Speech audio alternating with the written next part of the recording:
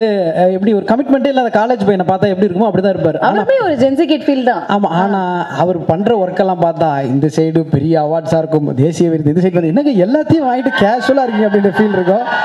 சரி, சும்மா ஸ்டேஜில் தான் அப்படி இருக்காருன்னு பார்த்தா நீங்கள் ஷூட்டிங் போனீங்கனாலும் ஒர்க்குனா ஒர்க்கு முடிச்சுட்டு வருவார், பேசிட்டே இருப்பார், திடீர்னு ஃபோன் எடுத்துகிட்டு போயிட்டு இப்படி வாசிச்சுட்டே இருப்பார். அதுலேயும் வாசிக்கலாமா நமக்கு அப்போ தான் வியப்பாக இருக்கும். ஸோ மியூசிக்காக இருந்தாலும் சரி, நடிப்பாக இருந்தாலும் சரி, ப்ரொடக்ஷனாக இருந்தாலும் சரி, எல்லாத்தையும் ஒரு இது பண்ணி நம்பிக்கையை விட நண்பனின் கை பெருசுன்ற மாதிரி இவர் கூட இருக்க அத்தனை பேரும் சொல்லியிருக்காங்க, இவர் தான் எனக்கு சொன்னார், இவர் என்ன சப்போர்ட் பண்ணியிருக்க அப்படின்னு சொல்லுவாங்க. ஸோ எல்லாருக்கும் பிடித்த என்னோட ஃப்ரெண்டி டார்லிங் ப்ரோ ஜிவி பிரகாஷ் அவர்களை கைத்தட்டல் கட்டலாம் பேச அழைக்கிறோம்.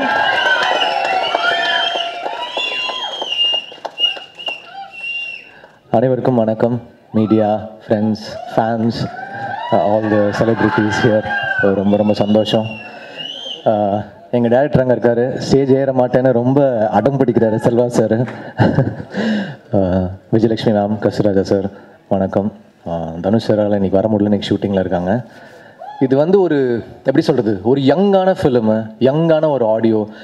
இவ்வளோ நாளாக வந்து என்ன சொல்கிறது, பெரிய பெரிய பீரியட் ஃபிலிம்ஸு, வார் ஃபிலிம்ஸு இப்படிலாம் மியூசிக் பண்ணிவிட்டு ஒரு யங்காக ஒன்று பண்ணுவோம், எல்லாத்தையும் தூக்கி வச்சுட்டு ஒரு செம்மையாக ஒரு டிஃப்ரெண்ட்டாக ஒன்று பண்ணுவோம் அப்படின்னு தனுஷ் சார் சொன்னாங்க.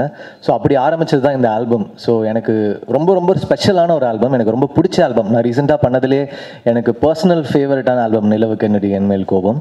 அதோடைய ஆட்டிடியூடு, ப்ரோக்ராமிங்கு, ஸ்டைலு, மிக்சிங்கு எல்லாமே ரொம்ப ஒரு டிஃப்ரெண்ட்டாக யங்காக ஒரு பெர்ஸ்பெக்டிவ் மாற்றி பண்ணேன். அண்ட் பயங்கரமாக ஒர்க் ஆச்சு. எப்போவுமே ஃபர்ஸ்ட் டைம் வந்து ரொம்ப ரொம்ப ஸ்பெஷல். அதாவது முக்கியமாக சில காம்பினேஷன்ஸ் இருக்கும், எனக்கும் தனுஷ் இருக்கும். முதல்ல நானும் அவரும் சேர்ந்த படம் வந்து பொல்லாதவன். ஸோ அது வந்து ரெண்டு பேருக்குமே லைஃப்பில் மாற்றி விட்டுருச்சு. அப்புறம் மயக்கம் எனக்கு அப்புறம் ஒரு பெரிய கேப் இருந்துச்சு, 10 வருஷம் நாங்கள் வேலையே செய்யலை. சரி, திருப்பி ஃபஸ்ட்லேருந்து ஆரம்பிப்போம் அப்படின்னு ஆரம்பித்து ஃபஸ்ட்டு பண்ண படம் தான் அசுரன்.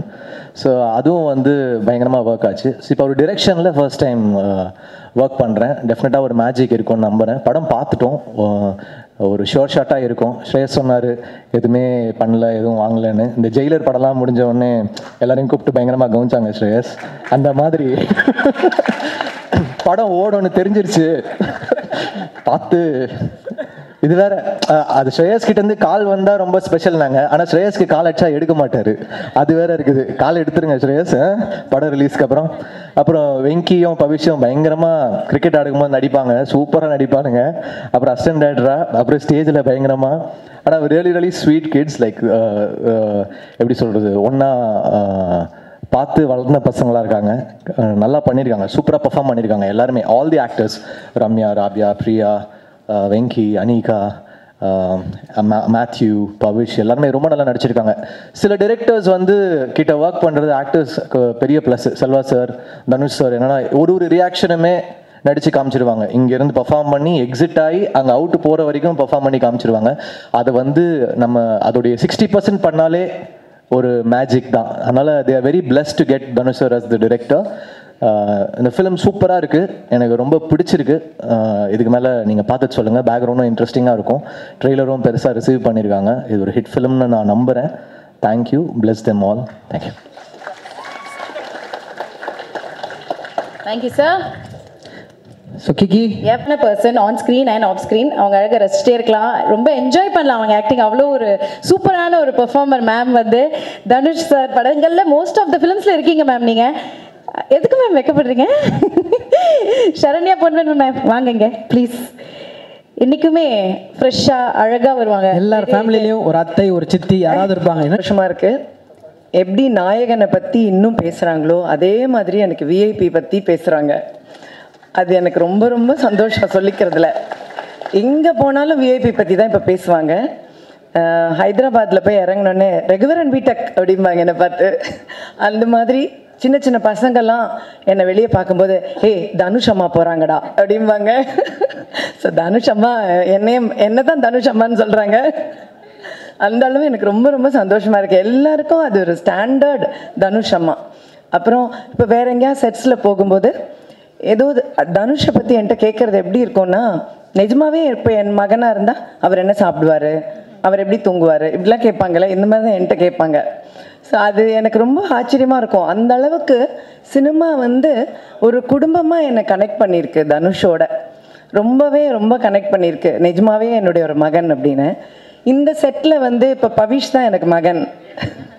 ஸோ செட்டில் வந்து பவிஷோட நடிக்கும்போது தனுஷ் கிட்ட அந்த ஒரு பொறாமையை நான் பார்த்தேன். ரொம்ப தமாஷா இருந்தது. மடியில் பவிஷை படுக்க சொன்னதே தனுஷ் தான். படுறா அப்படின்னா படுத்தோன்னே டேய் நான் படுக்க வேண்டிய இடம், சரி சரி படு அப்படின்னாப்புல. ஸோ அந்த மாதிரி அதெல்லாம் வந்து எனக்கு ரொம்ப சந்தோஷமாக இருந்தது. எல்லா மொமெண்ட்லேயும் வந்து அவருக்கு என் அம்மாவை நான் உனக்கு கொடுத்துருக்கேன், சரி போனால் போகிறது கொஞ்ச நாள் அந்த சந்தோஷத்தை நீ அனுபவிச்சுக்கோ, அந்த மாதிரியே இருந்தது. ஸோ எனக்கு இந்த படத்தில் நடிக்கும்போதும் எப்போவுமே தனுஷோட ஒர்க் பண்ணும்போதும் எனக்கு அந்த அம்மா ஃபீல் வந்து ரொம்பவே கொடுத்து என்னை வந்து அம்மாவாக கொண்டாடுற ஒரு ஆள் தான் தனுஷ். இதில் நான் வந்து ரொம்ப ஒர்க்கில் என்ன தோணும் அப்படின்னா, ஒரு நாள் கூட என்கிட்ட வந்து இப்படி தான் நடிக்கணும் அப்படி தான் நடிக்கணும் அப்படின்னு சொன்னதே கிடையாது. எல்லாம் டப்பிங் பண்ணும்போதும் சரி, நான் எப்படி பேசினாலும் ஓகே ஓகேன்னு சொல்லிகிட்டே இருப்பார். நான் சொல்லுவேன் நிஜமாக தான் சொல்கிறீங்களா இல்லை எனக்காக சொல்கிறீங்களான்னு கேட்பேன். இல்லை நிஜமாவே நல்லா இருக்கு அப்படிம்பாரு. ஸோ அதுவும் எனக்கு ரொம்ப பெருமையாக இருக்கும். இன்னொன்று வந்து எல்லாரும் அவரை பற்றி பேசும்போது மல்டி டாஸ்கிங் பண்ணுறதை பற்றி பேசுகிறாங்க இல்லையா, நான் நோட்டீஸ் பண்ணது என்னென்னா அவர்கிட்ட ஒரு பெரிய டிசிப்ளின் இருக்குது. அதாவது ஒரு இந்த காலத்தில் அது எத்தனை பேருக்கு இருக்குது அப்படின்னு எனக்கு தெரியல. பயங்கர டிசிப்ளின் இருக்குது. இத்தனை மணினா அத்தனை மணி தான், அந்த மணிக்கு கரெக்டாக வரணும், இத்தனை மணிக்குள்ளே இதை முடிக்கணும்னா அத்தனை மணிக்குள்ளே முடிக்கணும், ஒரு ஆர்டிஸ்ட் இத்தனை மணிக்கு அனுப்பணும்னா அத்தனை மணிக்கு அனுப்பணும். இதெல்லாம் வந்து எல்லாரும் நினைக்கிறது இல்லை, ஆனால் அது தனுஷ் நினைக்கிறாரு. ஒரு லொக்கேஷனுக்கு ஒருத்தர்கிட்ட நான் உங்களுக்கு 3 hours கொடுங்க அப்படின்னு கேட்குறாருன்னா கண்டிப்பாக 3 hours அனுப்புகிறாரு. இது வந்து ரொம்ப ரொம்ப ஆச்சரியம். அந்த மாதிரி அந்த ஒர்க் பேட்டர்ன் பிளான் பண்ணுறது, எப்படி வேலை செய்கிறது. ஒரு டப்பிங்க்கெல்லாம் வந்து தனுஷ் வரணும்னு அவசியமே இல்லை. ஆக்சுவலி நிறைய டைரக்டர்ஸ் வர்றதே இல்லை டப்பிங்க்கு. ஆனால் இது வரைக்கும் அந்த டப்பிங்க்கு கூட வருவார். சின்ன ஆர்டிஸ்ட் பேசுகிறத கூட அவர் நின்று பார்த்து எப்படி பேசுறதுன்னு கரெக்ட் பண்ணுவார். அதுதான் அந்த டெடிகேஷன். ஸோ அந்த மாதிரி ரொம்ப டெடிக்கேட்டடாக ரொம்ப ஹார்ட் ஒர்க் பண்ணுறதுனால தான் ஜெயிக்கிறாரே தவிர, நிறைய பேருக்கு அவர் ஜெயிக்கிறத நினைக்கும் போது அவருக்கு என்னன்ற ஒரு என்கிட்டே கேட்டிருக்காங்க அவருக்கு என்ன மேம், ஆனால் அவருக்கு ரொம்ப கஷ்டப்படுறார். அதுதான் உண்மை. ரொம்ப கஷ்டப்படுறனால தான் இப்படி ஜெயிக்கிறாரு அப்படிங்கிறத நான் கண் கூட பார்த்துருக்கேன். ரொம்ப கடினமான உழைப்பு, ரொம்ப சின்சியர், ரொம்ப ஹார்ட் ஒர்க். ஸோ அதனால் எனக்கு என்னை பொறுத்த மட்டும் அவருக்கு நிறைய நல்ல ஆயுசு, ஆரோக்கியம், நிறைய மன நிம்மதி, சந்தோஷம் இது ஆண்டவன் கொடுக்கணும் அப்படிங்கிறது மட்டும்தான் என்னுடைய பிரார்த்தனை. மற்றதெல்லாம் அவர் வேலை செய்கிறதுல அவருக்கு தானாக கிடச்சிரும். இந்த படத்தில் வந்து நான் பவிஷை பற்றி முதல்ல சொல்லணும். பவிஷ் ரொம்ப கஷ்டப்பட்டு வேலை பார்த்துருக்கார் இதே மாதிரி. அதாவது தனுஷ் வந்து நடிக்க சொல்லி கொடுத்து ஒருத்தர் நடிக்கிறதுனா பாருங்கள் அது எவ்வளோ கஷ்டம். அது பவிஷ் பண்ணியிருக்காப்புல இதில். அதாவது ஒவ்வொரு சீனுமே சொல்லி கொடுக்கும்போது அவ்வளோ போராடி கஷ்டப்பட்டு பண்ணியிருக்கார் பவிஷ் இதில். அண்ட் அதுக்கான வெற்றி கடவுள் அவருக்கு கண்டிப்பாக கொடுக்கணும். ஏன்னா அதை நான் கண் கூட பார்ப்பேன். பார்க்கும்போது அங்கே நான் சொல்லுவேன், நிறைய தடவை எங்களுக்குள்ள சண்டையெல்லாம் வரும். அப்போ தனுஷ் திட்டுவார் பவிஷை. நான் தான் சப்போர்ட்டுக்கு வந்து நிற்பேன். அந்த டிப்பிக்கல் மாம் ரோல் தான் எங்கிட்ட. நீங்கள் பேசாதீங்க அப்படின்னு என்னை பிடிச்சி தள்ளி வச்சுருவாரு. நான் வந்து பவிஷ் கூட போய் நின்று பவிஷ்கிட்டே பேசிகிட்டு இருப்பேன். நீங்கள் இன்னும் அவன்கிட்ட பேசிகிட்டு இருக்கீங்க, என்கிட்ட பேசுங்க. இப்படி நிறைய லொக்கேஷனில் நடக்கும். ஸோ பவிஷ் வந்து ரொம்ப பாடுபட்டிருக்காரு, ரொம்ப ஹார்ட் ஒர்க் பண்ணியிருக்காரு, கடினமாக உழைச்சிருக்காரு இந்த படத்துக்கு. ஸோ அதுக்கான வெற்றி அவருக்கு கண்டிப்பாக கிடைக்கும். I wish you all the best for that. அப்புறம் இந்த சின்ன சின்ன பிள்ளைங்க எல்லாருக்கும் என்னுடைய வாழ்த்துக்கள். எனக்கு இவங்களை பார்க்கும்போது ரொம்ப சந்தோஷமாக இருக்குது. ஒவ்வொருத்தருக்கும் கடவுள் நல்ல ஒரு என்ட்ரி கொடுத்துருக்காரு. உண்மையில இந்த மாதிரி ஒரு சூர்யா சொன்னது தான் உண்மை. இந்த மாதிரி கேபி சார் படத்துலலாம் ஒரு நிறைய அப்போல்லாம் ஜெயசுதா, ஜெயபிரதா, ஸ்ரீபிரியா எல்லாருமே ஃபர்ஸ்ட் படமாக வருவாங்க. அந்த மாதிரி இவங்க எல்லாம் உட்காந்துருக்காங்க. எனக்கு அதுதான் ஞாபகம் வருது. ஸோ அந்த மாதிரி இவங்க எல்லாரும் பெரிய ஸ்டார்ஸாக வரணும்னு நான் ஆண்டவனை வேண்டிக்கிறேன். கண்டிப்பாக உங்களுக்கு பெரிய வெற்றி கிடைக்கும். என்னுடைய வாழ்த்துக்கள். அது இல்லாமல் இந்த டீம் ஸ்ரேயஸும் சொல்லணும், இந்த டீமும் சொல்லணும். எல்லாரும் ரொம்ப ஹார்ட் ஒர்க் பண்ணியிருக்காங்க.